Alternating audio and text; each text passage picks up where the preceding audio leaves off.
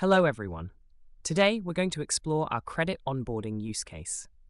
In this example, we start with an initial credit application stage, followed by a credit score evaluation engine.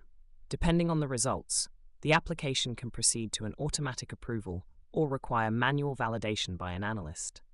Based on the analysis outcome, either an approval or rejection notification is sent.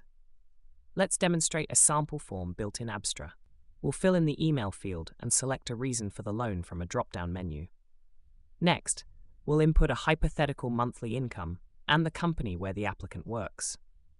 Then, we'll enter the desired loan amount, the number of installments, and complete the application stage. As we saw in the workflow, the next step is the credit engine, where the customer's credit score is calculated using business rules and predefined data sources. Since the score was low for the requested loan amount, it moves to manual review.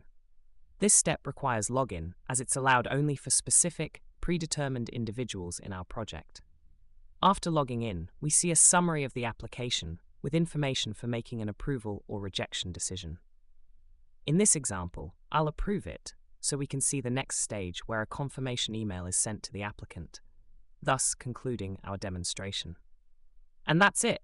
With Abstra, you can utilize multiple data sources, manipulate, aggregate, and handle any kind of data.